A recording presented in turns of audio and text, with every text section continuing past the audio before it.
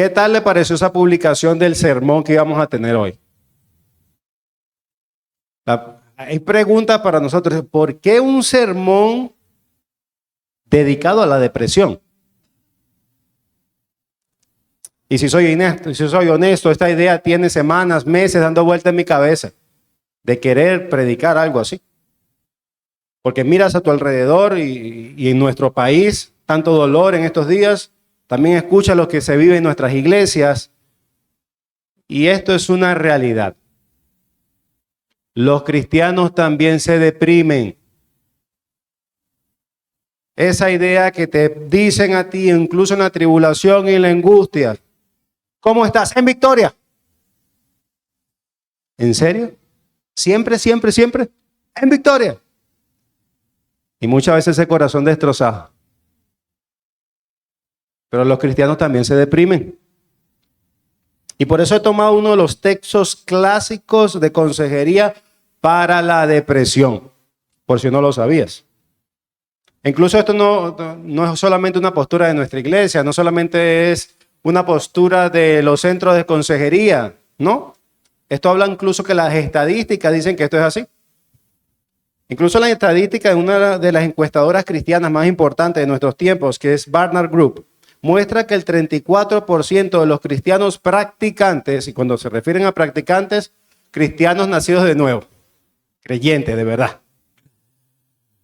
han atravesado o están atravesando por episodios de depresión. Entonces, esto es una realidad en el pueblo de Dios.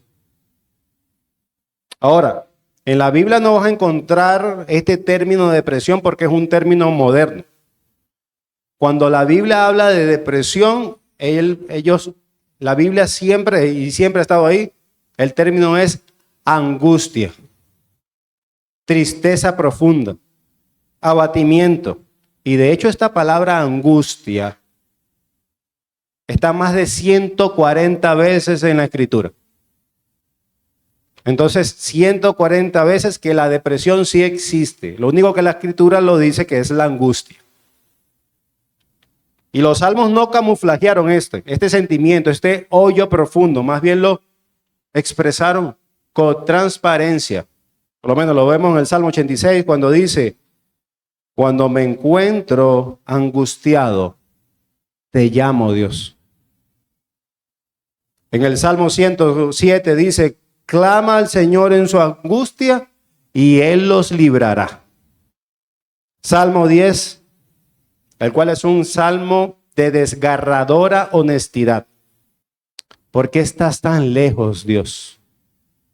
¿Por qué te escondes en mis momentos de angustias?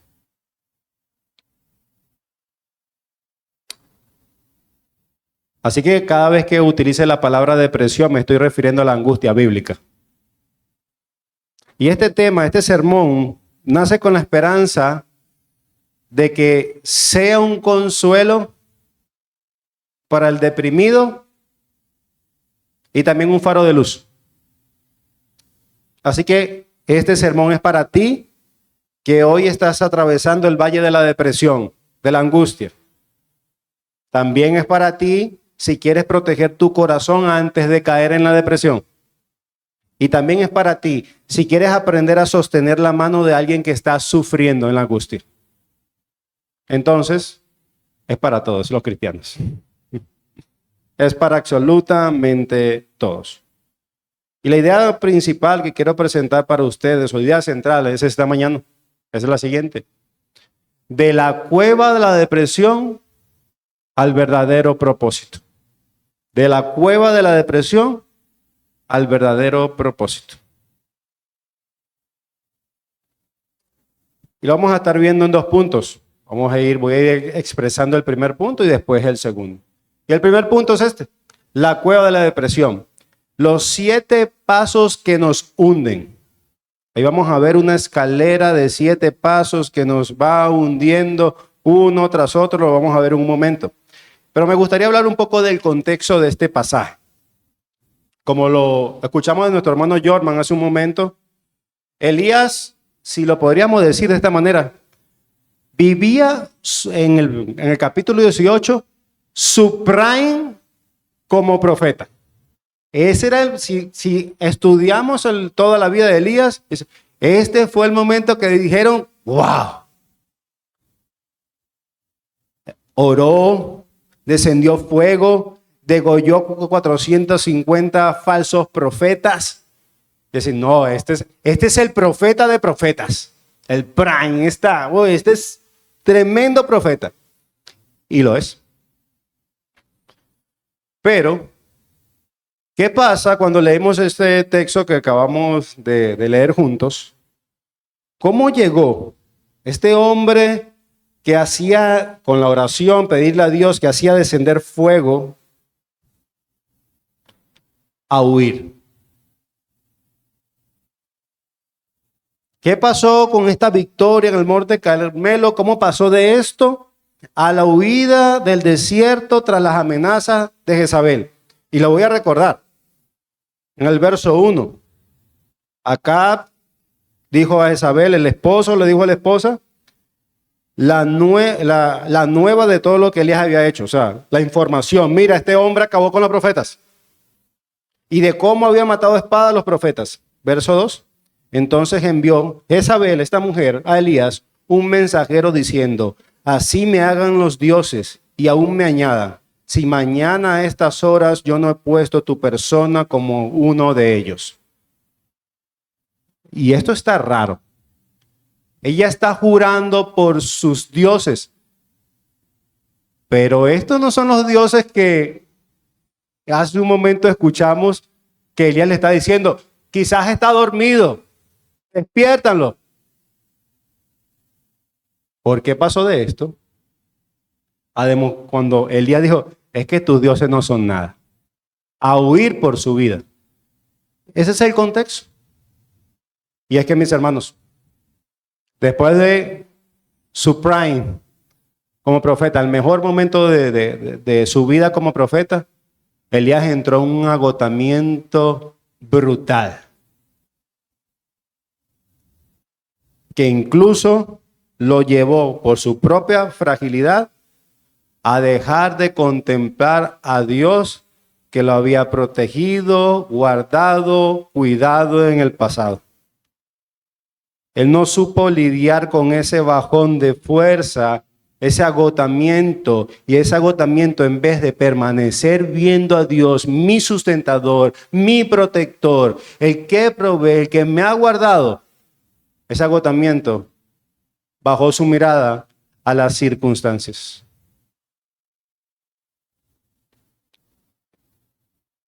Y es que cuando dejas de contemplar la soberanía de Dios, nos enfocamos en todo lo que no es Dios.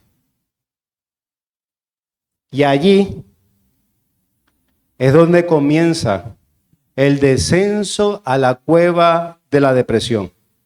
En estos 7 pasos. Y lo van a ver ahí en pantalla. Miedo, huida, aislamiento, deseo morirse, comparación, menosprecio de la gracia y autojustificación. Después que Elías dejó de ver a Dios y empezó a enfocarse en las circunstancias, empezó esta carrera a la cueva de la depresión.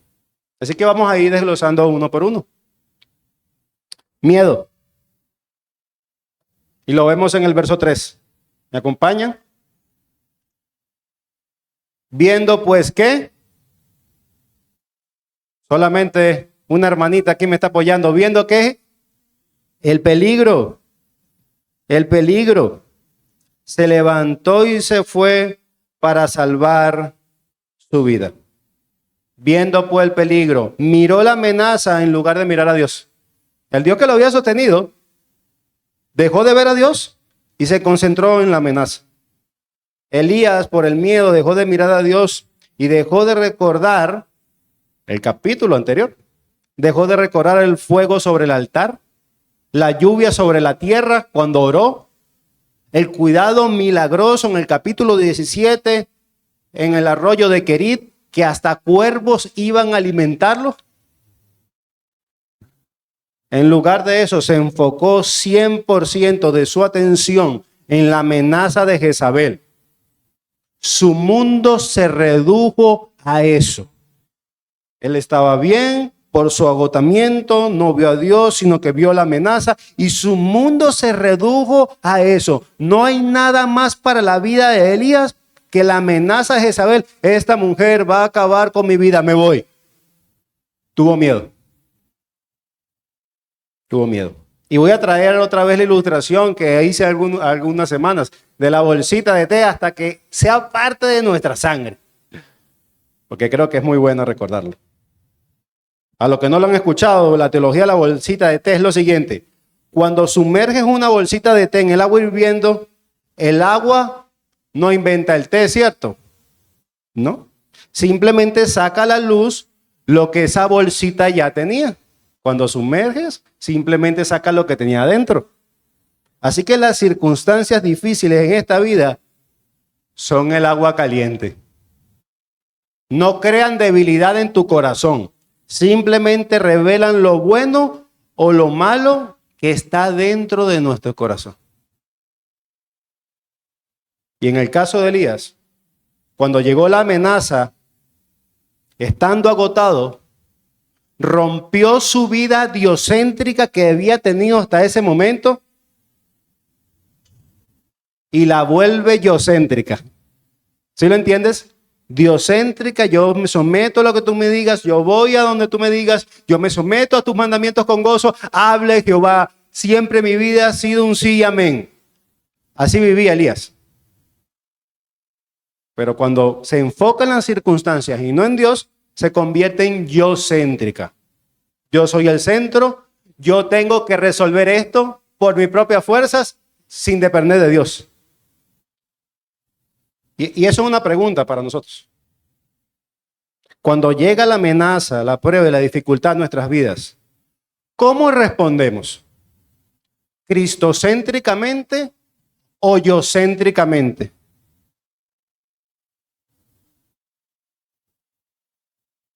Porque podemos responder incluso como cristianos en una prueba y decir, no, Dios no existe. No, generalmente no vamos a hacer eso. Pero cuando respondemos principalmente a resolver nuestros problemas sin acudir a Dios primero, nuestra vida está diciendo algo. Yo soy el rey, no Dios. Yo céntricamente. Lo repito, quizás esto no lo digas verbalmente, pero tu conducta lo grita. La amenaza comienza a dictar tu agenda y tus decisiones e incluso tu estado de ánimo. En vez de hacer la voluntad de Cristo, lo que sabes que es correcto, hacemos nuestra voluntad. E incluso empezamos a traer a la mente un Dios que no existe. Bueno, Señor, yo sé que esto está mal, pero tú me entiendes. Yo estoy tomando una decisión incoherente con tu palabra, pero tú me entiendes. Ese no es el Dios de la Biblia. Así que ese es el primer error de Elías y de nosotros. Dejamos de ver a Dios y nos vemos a nosotros mismos, yo céntricamente, para resolver.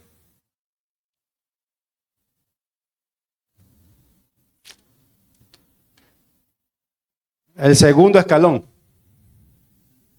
Miedo, después huye. Y lo vemos en el mismo verso 3. Viendo el peligro se levantó y se fue para salvar a su vida. Así que Dios había protegido a Elías en medio de la hambruna, el contexto amplio, frente al rey Acab, no podía encontrarlo. Pero ahora, bajo el dominio del pánico, Elías decide tomar, ¿sabes qué? La rienda de mi propia seguridad. Yo me protejo mejor que Dios. Él cree implícitamente que él puede ser un protector mucho más eficiente para su vida que el Todopoderoso que sabe todo, que tiene el control de todo. Es el que dice, mira, Señor, yo hago tu obra, y no me refiero solamente a los predicadores, pastores, porque Cuando tú vives cristianamente, tú estás haciendo la obra de Dios en todos los contextos. Como padre, como madre, como hijo, como empleado, como empresario. Tú lo tienes que glorificar ahí. Bueno, Señor, yo hago tu obra, pero cuando las cosas se ponen feas, confío más en mis piernas y mis recursos que en tu soberanía. Yo sé que esto no es correcto, pero ya no te estoy viendo a ti. Estoy muy agotado para levantar mi vista, sino que estoy viendo las circunstancias y en base a las circunstancias voy a tomar mis decisiones. Confío más en mi capacidad de huir de mis piernas, de mis recursos, que de tu soberanía. Tercer escalón. Y lo podemos ver en el verso 3 y 4. En la parte final del 3 dice, y dejó allí a su criado, se aisló. El texto bíblico señala que cuando llegó a Berseba, dejó ahí su criado y se adentró solo en el camino del desierto por un día. Así que en el momento de la angustia, cuando tocó la puerta de Elías, Elías dejó botado a su siervo, a su compañero de armas, a su amigo. Ya no le respondía a los WhatsApps.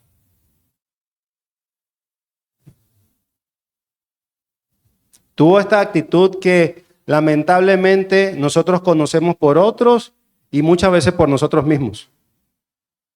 No me importa nadie, déjame estar solo. Pero esto contradice frontalmente la ley de Cristo expuesta, por ejemplo, en Gálatas 6:2, que dice, llevar las cargas los unos a los otros. No lleven mis cargas, pero implícitamente estaba diciendo, yo tampoco quiero llevar la carga de nadie, porque solo puedo mejor. Y también contradice la ley de Cristo en Efesios 4, que habla del servicio mutuo, de amarse, de servirse, de llorar con los que lloran. No necesito. Pero ya va, el Dios que creó el universo también creó el diseño para protegerte. Y ese diseño tiene que formar parte de una iglesia local. No, yo creo que solito estoy mejor. El lema de la persona aislada es Dios y yo.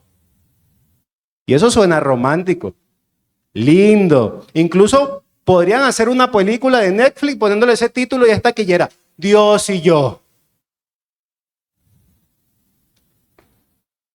Pero en la vida cristiana, esta fórmula de aislamiento es una fórmula que garantiza la derrota crónica.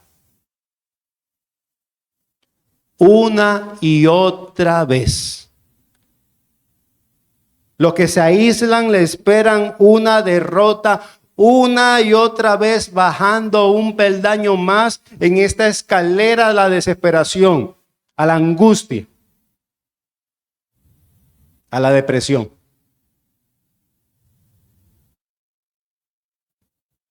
Y uno se puede preguntar, pero ¿cuándo saldrá este hermano o esta hermana del aislamiento? ¿Cuándo saldrá de la depresión? Pues si está aislado, la respuesta real a eso, lamentablemente, es que no saldrá nunca.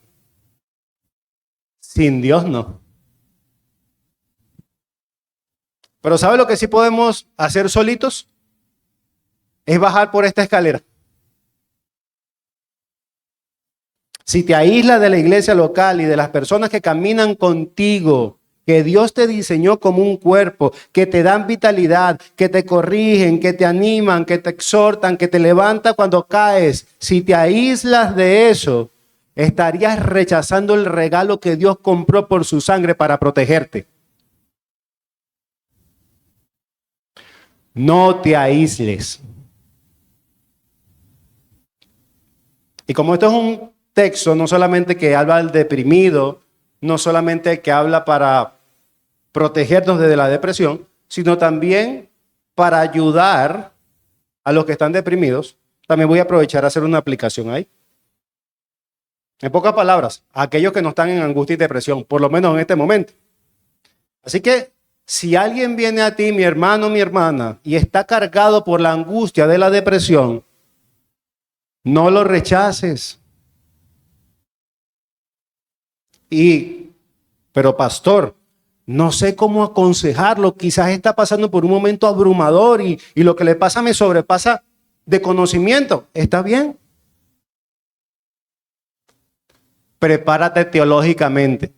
Y esta palabra tenemos que dejarle de tener miedo, porque teológicamente quiere decir esto. Teología.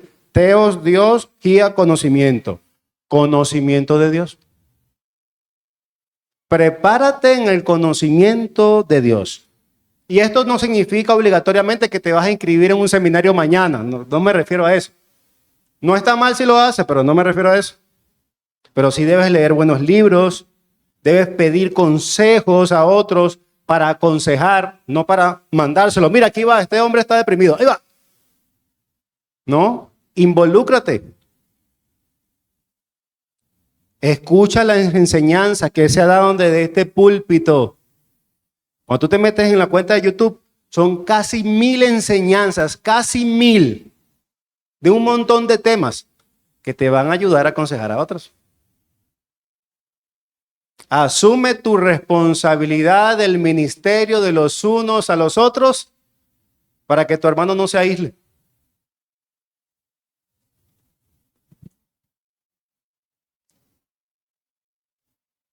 El otro paso, el otro escalón del descenso. Deseó terminar con su vida. Y un paso sigue al otro, obviamente. Así que aquí está Elías sentado bajo la retama de un árbol. Y Elías le dijo a Dios, basta ya. Basta ya, oh Jehová, quítame la vida. Y no juzgues a Elías con ligereza. Porque muchos de nosotros hemos estado tocando ese fondo. Y quizás no lo dices literalmente, Señor, ya yo no puedo más con esto, por favor, mátame. O quizás sí. Pero me refiero a esto. Porque muchas veces sí hemos dicho al Señor cómo actuar en nuestra vida. Así que el problema de este punto, el hombre que está deprimido, angustiado, es que pretenderle enseñar, mira, Señor, te voy a enseñar cómo ser Dios en mi vida. Le pone términos al Creador y le exige una solución de manera o a su manera. Es como, mira, Señor, yo vi que esta mujer me está persiguiendo, está buscando mi vida, tu pueblo ha quebrantado el pacto, yo tengo una solución inteligente. Quizás no la había pensado. Así que yo creo, estoy convencido de que esto es más sabio. Ajá, que Elías, mátame.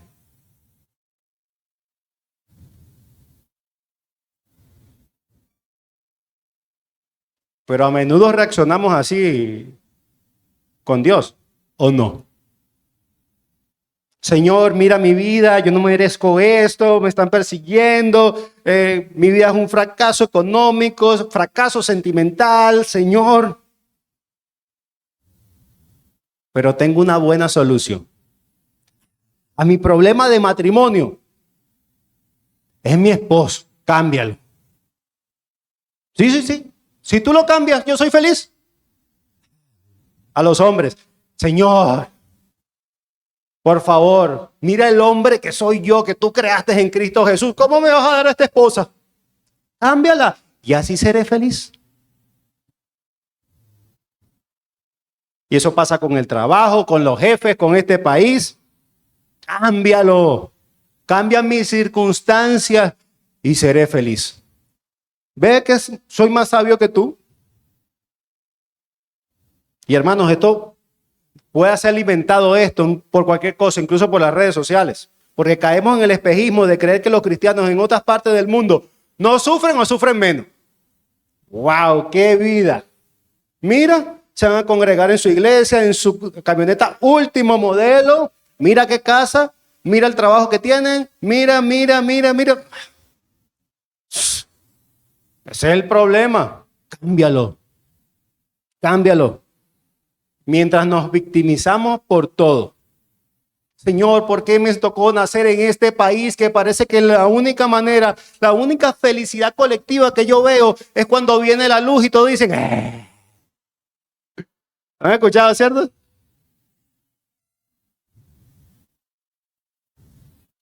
Pero tenemos que ser sinceros.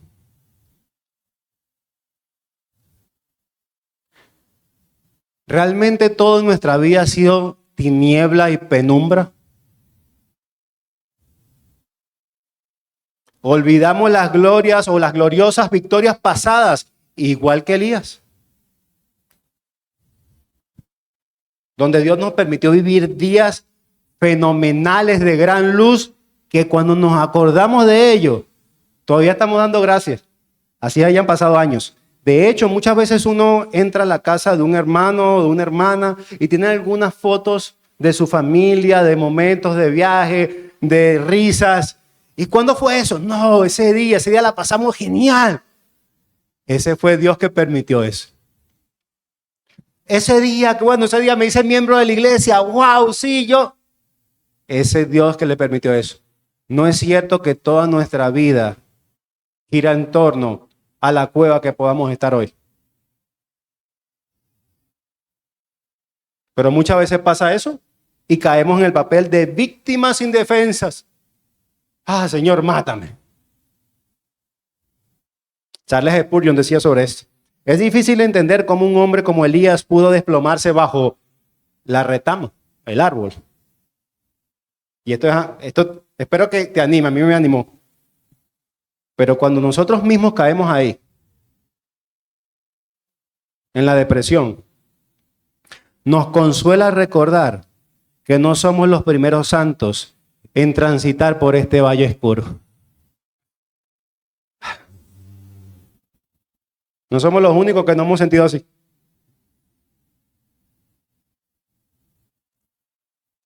Otro error que cometió Elías. Y lo vemos en el verso 4. Se comparó. Se comparó con otros. Se comparó engañosamente con los demás. Lo vemos en el verso 4. Yo no soy mejor que mis padres. Ella, mira, la comparación. Pero, ¿quién le enseñó a Elías que la vida espiritual era una competencia de rendimiento comparativo con otros cristianos? ¿Quién le enseñó? Hermanos, vivimos en una sociedad hipermaterialista donde el 95% del tiempo, incluso entre cristianos de buena doctrina, medimos las bendiciones de Dios exclusivamente por lo material o por lo visible. Y nos comparamos. Esto es lo que tiene él, esto es lo que Dios sí lo ha bendecido, Dios. Una vez más, las redes sociales. De hecho, el estándar promedio de un consejero bíblico es que si alguien está en depresión, le diga, le aconseje de que no use redes sociales por un tiempo.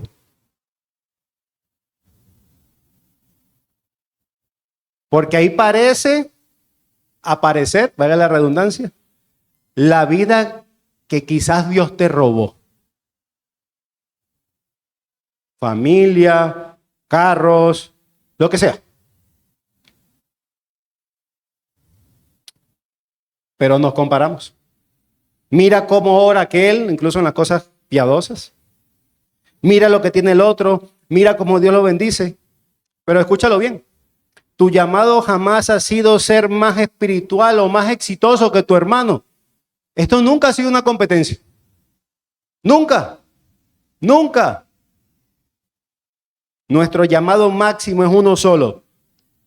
Es permanecer en Cristo. Y contra eso no hay ley. Puedes estar ahí a sus pies todo el tiempo. Ese es tu llamado y el mío.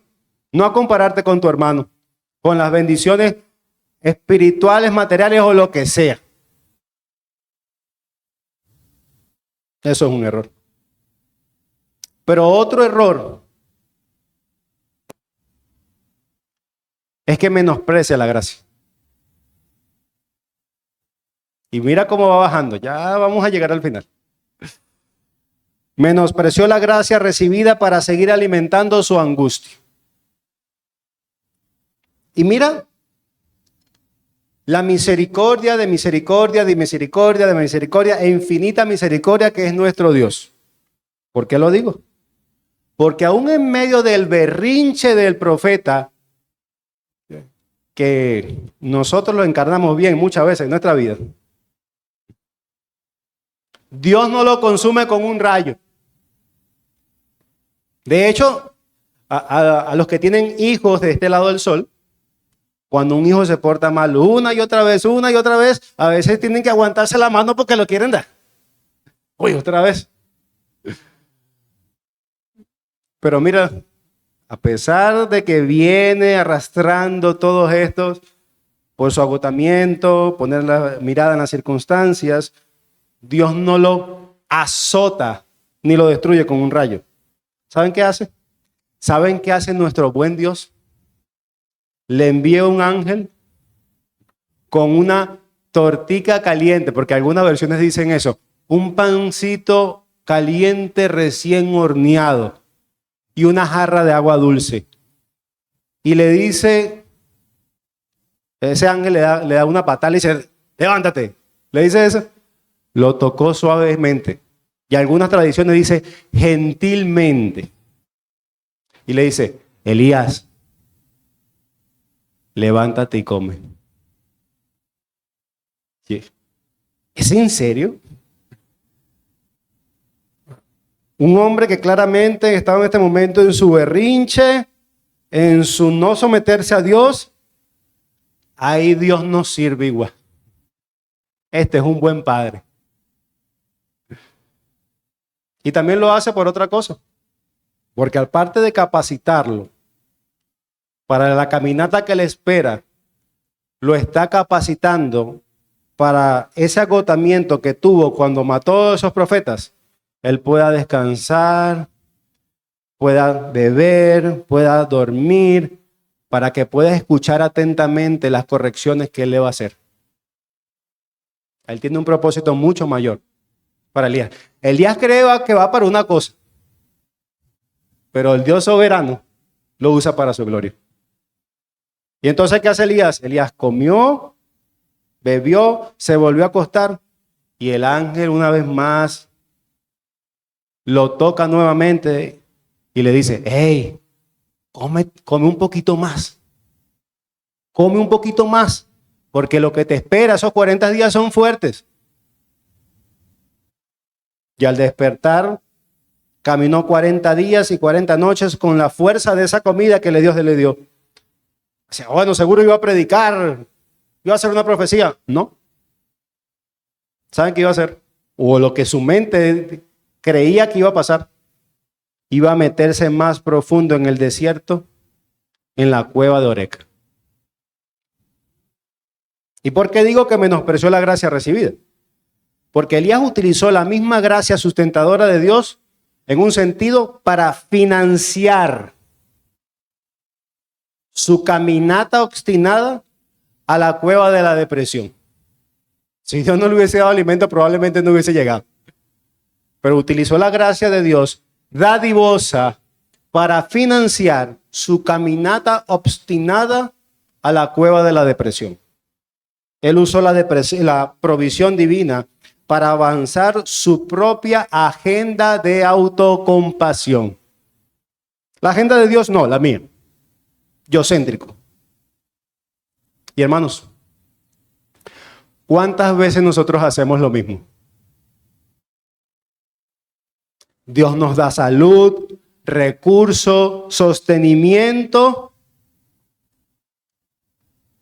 Y en vez de usarlo para someter nuestro corazón a su verdad, para avanzar su reino, lo usamos para mantenernos encerrados en nuestro resentimiento. Contra Dios. No me ha dado lo que quiero. O no ha respondido como yo quiero. Pero te voy a hacer una pregunta. ¿Dios te dio misericordia esta mañana? ¿Esta semana? ¿Este año? Y a pesar de eso, hoy, el día del Señor, podemos venir aquí con un corazón resentido con Él aún. Nos parecemos a Elías. ¿Por qué, Dios? ¿Por qué? pero Él es el que te ha sostenido todo este tiempo hasta aquí. De hecho, que estés aquí, que estés vivo, que estés respirando, es una muestra que Dios te ha sostenido y sustentando, a pesar de que muchas veces nosotros no nos sometemos a su agenda. Pero vivir con un corazón resentido con Él es un error. Y es lo que nos lleva al último escalón de este descenso a la depresión. La autojustificación. Elías buscó a Dios desde el mérito personal. Y esto lo vemos desde el verso 9b al 14. Así que Elías logró su cometido. Llegó a la cueva. Lo vemos en el verso 9. Y allí se metió en una cueva donde pasó la noche. Ah, felicidades, Elías. Te metiste en la cueva de la depresión. Felicidades. Pero una vez más, este pasaje se debería llamar el Dios de la misericordia. Al llegar a la cueva, Dios le formula una pregunta en el mismo verso 9, al final. Una pregunta retórica. Elías, ¿qué haces aquí? Y por si no lo saben, este es el único momento de la vida de Elías que no fue a donde Dios lo mandó. Toda su vida, él fue a donde Dios lo mandó. Pero este es el único momento que fue a donde él no lo mandó. Y Dios le pregunta, Elías, ¿qué haces aquí? ¿Será que a Dios se le perdió el profeta y le sorprendió que de repente, ¡ay, llegó aquí! ¡Wow! No, absolutamente Dios lo sabe todo. Y seamos sinceros. O más bien, si Elías fuese sincero, Elías, ¿qué haces aquí? La respuesta puede ser algo así. Señor, la verdad es que yo estoy aquí porque tuve miedo. Por mi agotamiento no supe seguir mirándote. Estoy aquí porque fui cobarde frente a Jezabel. Estoy aquí porque olvidé tu poder y me enfoqué en mí mismo. Señor, ¿será que me perdonas? Por favor, perdóname. La historia hubiese sido diferente. Sin embargo, Elías tenía un discurso de autojustificación perfectamente preparado. Y él dice, ¿por qué estoy aquí? He sentido un vivo celo por Jehová, Dios de los ejércitos. ¡Wow! ¡Qué espiritual! Porque los hijos de Israel han dejado tu pacto, por eso es que me buscan. La culpa es de ellos. Han derribado tus altares y han matado a la espada a tus profetas. Y yo soy el único que ha quedado. Y me buscan para quitarme la vida. ¿Saben lo que estaba haciendo Elías aquí? Le estaba reclamando a Dios. Yo he sido fiel, yo he servido con celo. Y así me pagas que persigan mi vida. Yo solo he quedado. Cosa que es mentira. Porque Dios le dice, bájate de esa nube. En el verso 18 le dice, hay 7,000 que no han besado la boca de Baal. Tú serías el 7,001. No estás solo. Y hermanos, lo que pasa es que cuando caemos en la angustia egocéntrica, empezamos a sacarle cuentas a Dios sobre nuestros propios méritos. Señor, mira todo lo que he trabajado. Y esto va desde los pastores, diáconos, pero en todas las esferas de que tú le sirves a Dios. Como madre, como padre, porque tú le sirves a Dios en todo lugar. No solamente los domingos aquí. Señor, mira todo lo que te he servido en el trabajo. Me he sometido a tus mandamientos. En el matrimonio lo he dado todo. En la crianza de los hijos lo he dado todo. En la iglesia lo he dado todo. ¿Por qué a mí?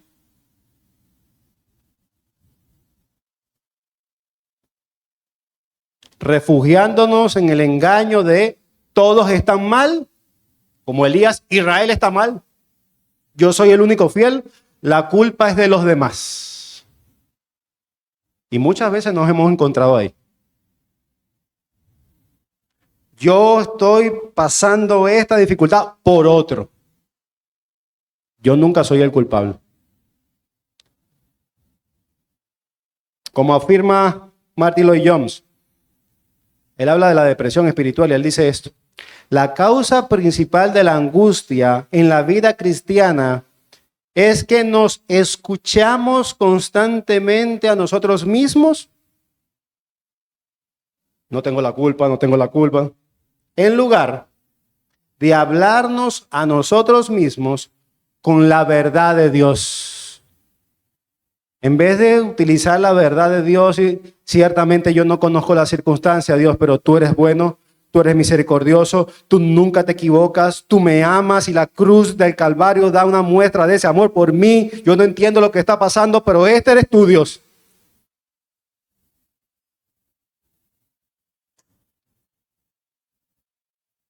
Debemos hablarnos con la verdad, con la verdad. Cuando nuestra voz interna empieza a excusarnos, Señor, no puedo confiar en ti. ¿Por qué no? Si mira cómo yo me he revelado. Y todos los días de tu vida yo no he dejado de ver un bien. Así tú no lo veas como un bien. Y frente a esta actitud del verso 11, Dios le da una orden clara a Elías. Vayamos ahí, verso 11. Hasta la primera coma. ¿Qué dice? Otra vez. Y él le dijo, Elías, esa cueva de la depresión, sal fuera.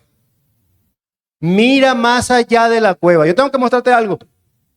Y ahí pasa un viento, un terremoto, un fuego. Y el texto dice que Dios no estaba allí. Finalmente se oye un silbo apacible y delicado, un susurro en medio de este estruendo, y Dios sí estaba allí. ¿Qué le estaba enseñando Dios a Elías? Elías conocía a Dios en las manifestaciones estridentes de poder, el fuego que consume el altar, cuando ora, llueve, pero lo que a Elías le faltaba aprender en su teología experiencial es que Dios sigue teniendo pleno control, aun cuando nuestros sentidos parece que todo está en silencio. Aun cuando nuestros sentidos todo parece que Dios está en silencio, Dios sigue sentado en su trono gobernando. Y eso es consolador para nosotros. Queremos muchas veces relámpagos y centellas, pero Dios dice, Elías, yo sigo siendo soberano, sigo haciendo avanzar mi reino sin necesidad de grandes espectáculos. Incluso en el susurro apacible de mi presencia, yo sigo estando allí. Y qué consoladores. En el versículo 13, cuando Elías oye la voz apacible o el susurro apacible, se cubre su rostro con su manto y sale a la entrada de la cueva. Todavía no había salido. Dice el verso 13. Y Dios le hace la pregunta una segunda vez. Es como que, bueno, vamos a intentarlo otra vez. Toma 2. Elías, ¿qué haces aquí? Lo vemos en el verso 13 al final. Por supuesto, Dios quería ver si Elías, en un sentido, había entendido la lección del silbo apacible y se había comprendido que Dios seguía gobernando. ¿Y cuál fue la respuesta de Elías? Repitió exactamente el mismo caletre, palabra por palabra, como un disco rayado. ¿Es en serio, Elías? Hermanos, Elías estaba tan atrincherado en su guión, en su papel de autocompasión, que ni siquiera la presencia de Dios quebrantó su discurso defensivo hasta ese momento. Y esto demuestra por qué la depresión y la amargura pueden volvernos sordos a la enseñanza de Dios. Pero Dios no tiene problema con eso para seguir obrando, haciéndonos repetir las mismas excusas una y otra vez. Sí, está bien, pero Dios, pero mira, pero mira, pero mira, pero mira. Repetimos. Y aquí es donde la paciencia de Dios brilla y donde la intervención divina se hace indispensable para sacarnos de la cueva de la depresión una vez por todas. La intervención de Dios es la que hace la diferencia. Y esto nos deja claro que si Dios no interviene de manera soberana para rescatarnos, de nosotros mismos jamás podremos o saldremos por nuestras propias fuerzas de esa cueva. Y ahora la pregunta, ¿cómo Dios interviene? Y esto lo vemos en nuestro segundo punto. Regreso a nuestro propósito. El Dios que interviene y nos rescata. El propósito de Elías siendo un profeta era la cueva. ¿Era qué? Siendo un profeta. Entonces él regresa a Elías a su propósito. Así que después que Elías repitiera por segunda vez su discurso de autocompasión, Dios no se pone a debatir, ni a decirle responder, Dios nunca lo ha hecho. No lo entenderíamos con nuestras mentes limitadas. Así que Dios interviene de forma soberana y graciosa. Y graciosa me refiero a el Dios de gracia, para rescatarnos de nosotros mismos. Y lo hace a través de dos grandes movimientos de gracia. Y este sería como la imagen que inspirará eso. Dios interviniendo. Él sacándonos del hoyo, de la cueva, de la desesperación, de la depresión. Así se vería. Y miren el verso 15. ¿Cómo lo hace Dios? ¿Qué dice? Y le dijo Jehová, ve, vuélvete por tu camino. ¿Qué? 40 días y 40 noches de regreso. Regrésate, sí, regrésate por el mismo camino que viniste. Dios le está diciendo a Elías, vuélvete. Y esto en esencia es el arrepentimiento bíblico.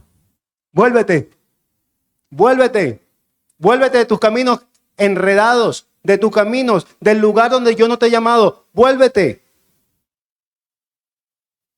Vuélvete de vivir para ti mismo, para tus propios deseos, para construir tu propio reino, guiado por tu propia agenda, intentando protegerte bajo tu propio estándar y olvidarte de Dios, porque eso es lo que trajo Elías a la cueva. Vuélvete de vivir para ti, para tu agenda. Y el arrepentimiento bíblico es exactamente eso. Es dar una vuelta en U. Devuélvete por donde viniste. O para decirlo de otra forma. Es decir, el arrepentimiento bíblico, ya no vivo para mí, ahora vivo para Dios, quiero conocerle a Él, agradarle con mis decisiones y mi vida y estar dispuesto a ir únicamente donde Él me envíe. Devuélvete. Este no es tu lugar. Tú eres un profeta de Dios. Devuélvete. Estoy seguro que este texto está para aquí, para animarnos a cada uno de nosotros.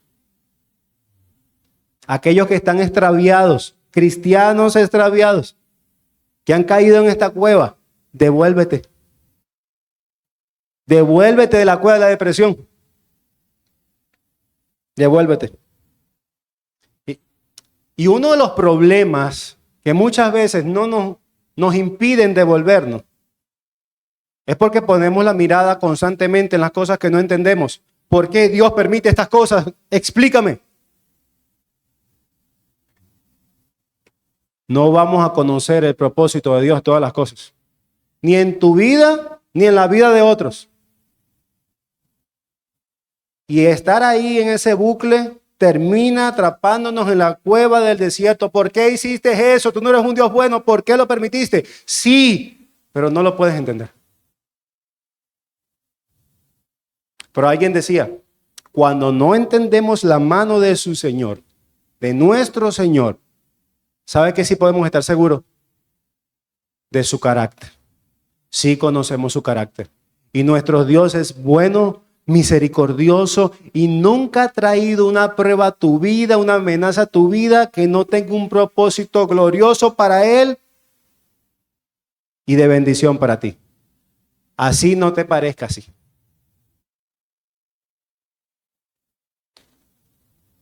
Lo que nos obstaculiza para devolvernos, para arrepentirnos, es que acumulamos muchas interrogantes y le exigimos constantemente a Dios que nos dé respuesta de todo. Pero seamos sinceros, muchas veces no son dudas intelectuales. Señor, ¿por qué? No, es orgullo. Nuestro orgullo nos impide rendirnos a un rey que no somos nosotros mismos. Pero es que yo quería esto para mi vida, ¿por qué? Yo soy el rey, pero no soy un rey medalaganario. Yo soy un rey bueno, justo, amoroso.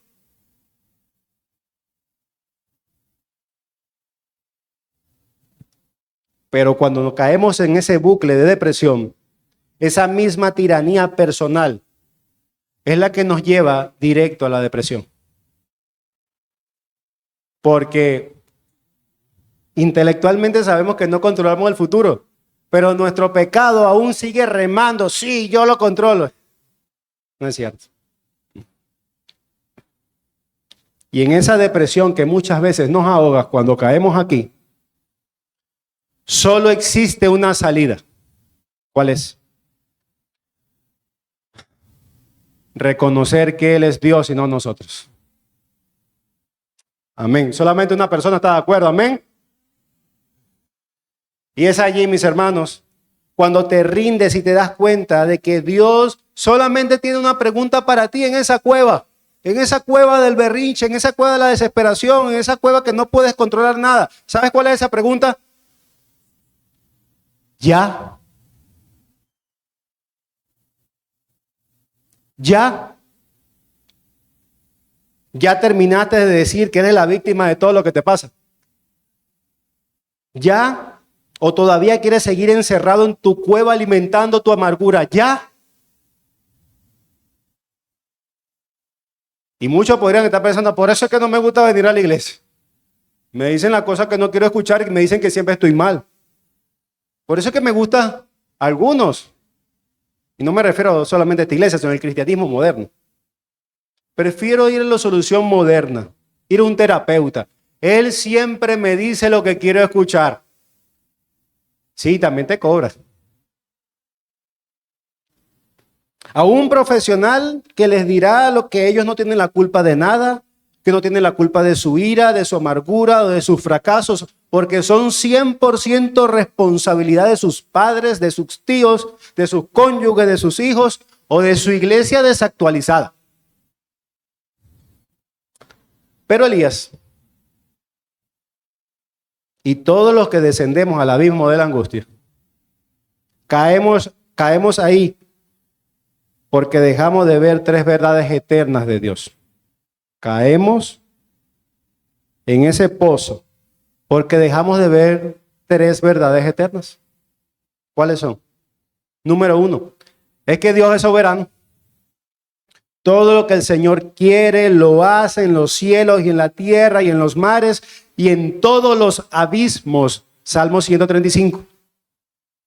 Y todo lo que hace, como lo vimos en la introducción, es bueno. Nosotros no determinamos la bondad.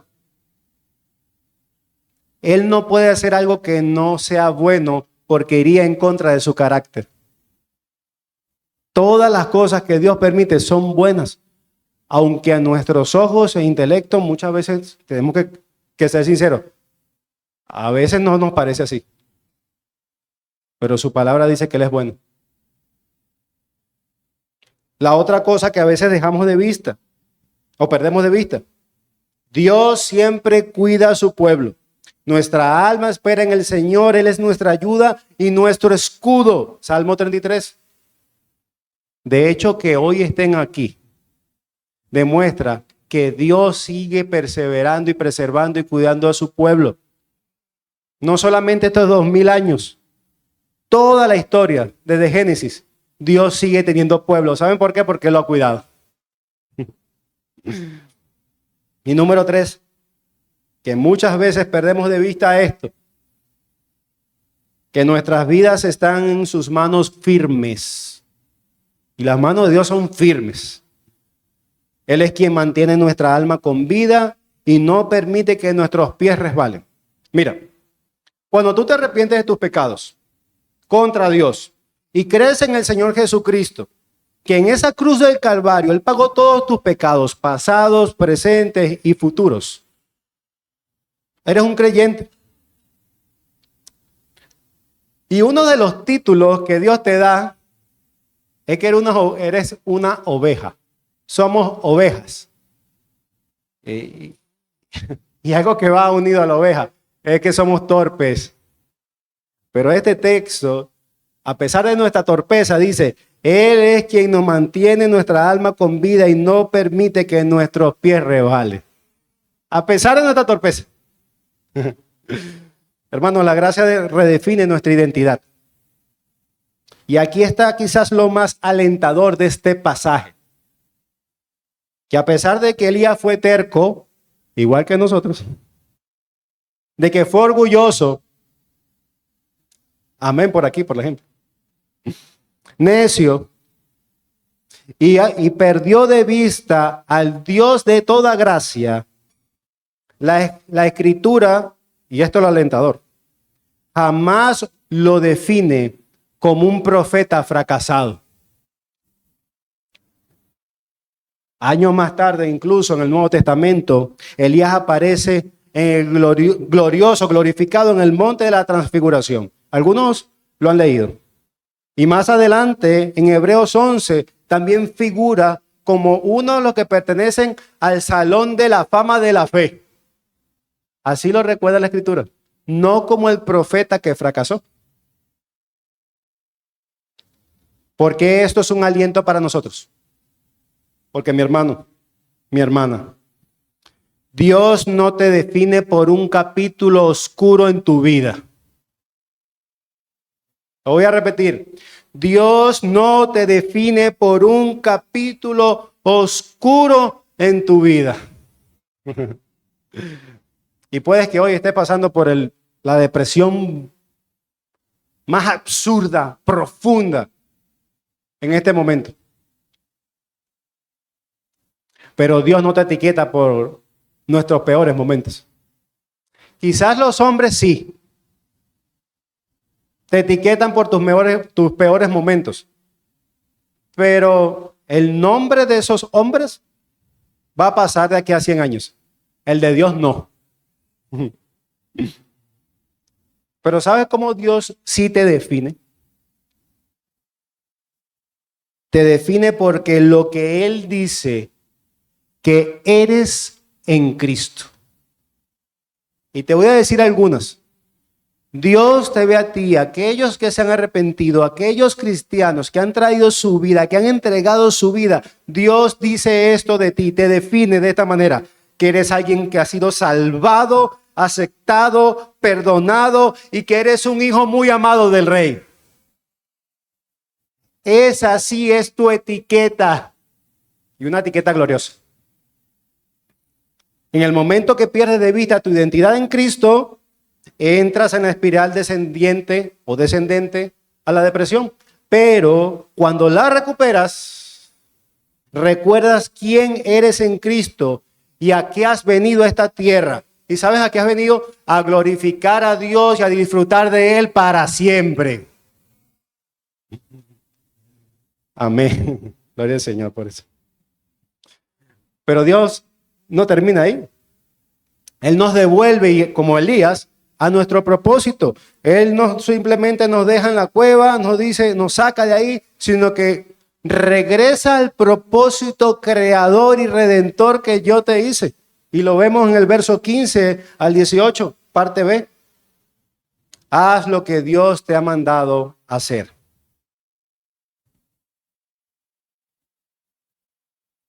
Así que en segundo lugar, el verso 15, parte B en adelante, Dios le encomienda una misión a Elías.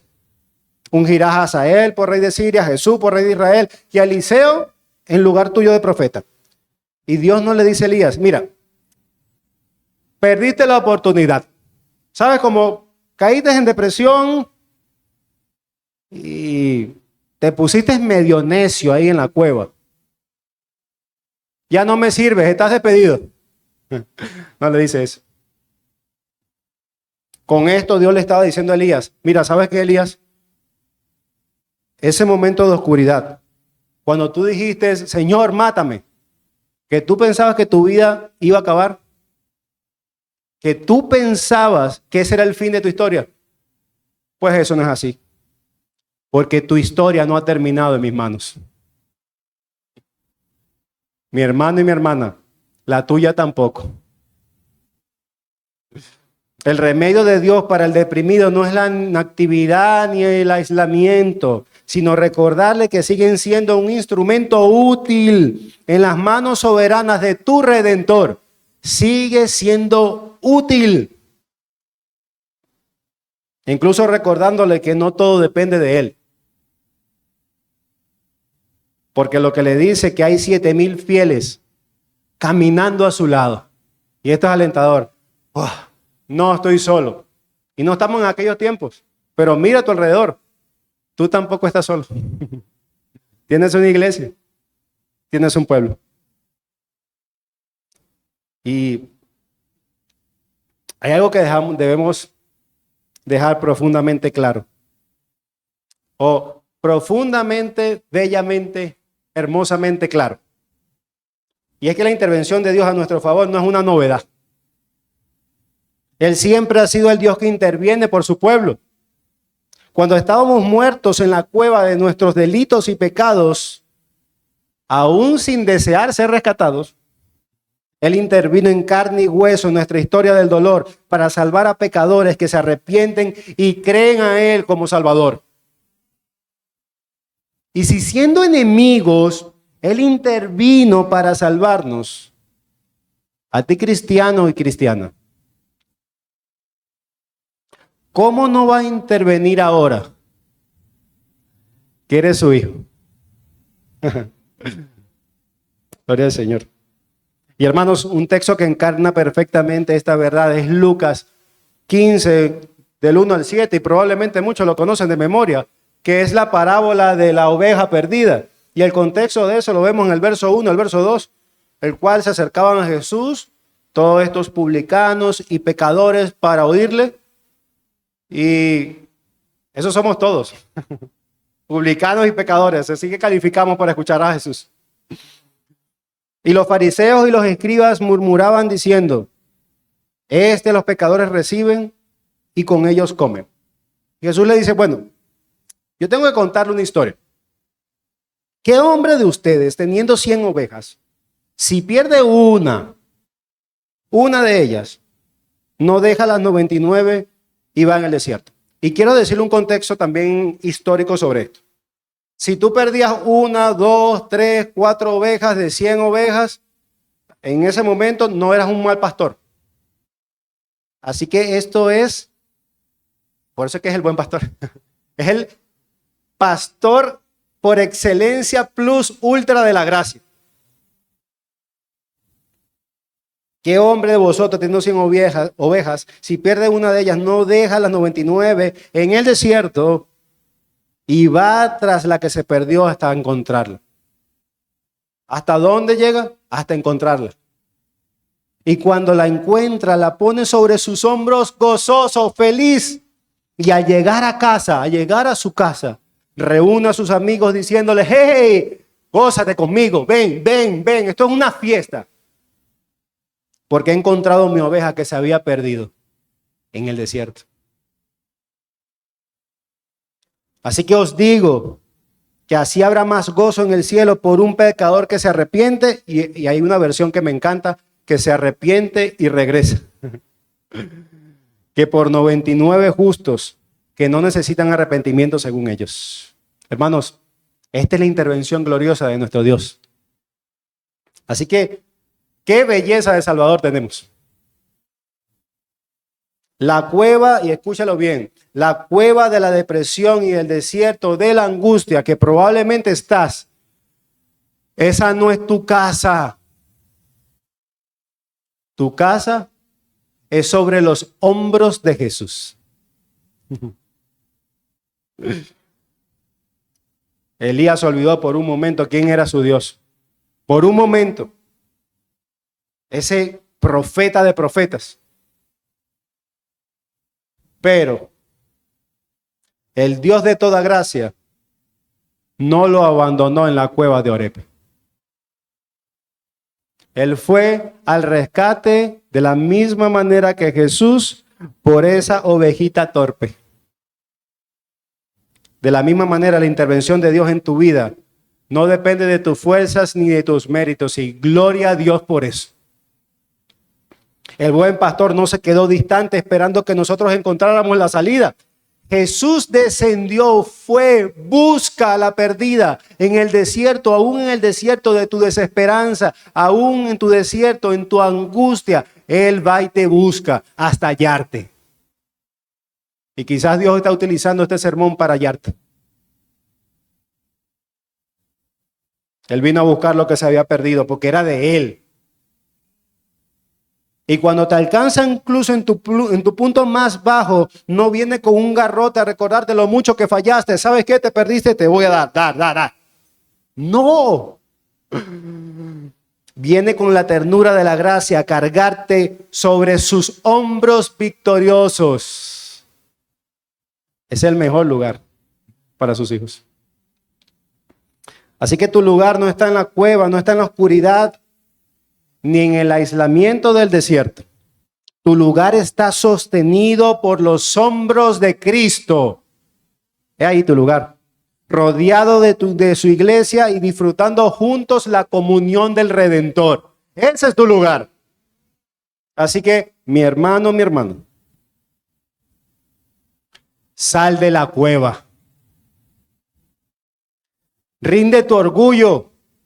Él no tiene que decirte todas las cosas. Ríndete. Y vuelve por el camino, como lo hizo Elías, de la verdad. Y ríndete para que el Señor te lleve de regreso a casa con gozo. Y nosotros, sus amigos, podamos gozarnos con Él. Amén. Oremos.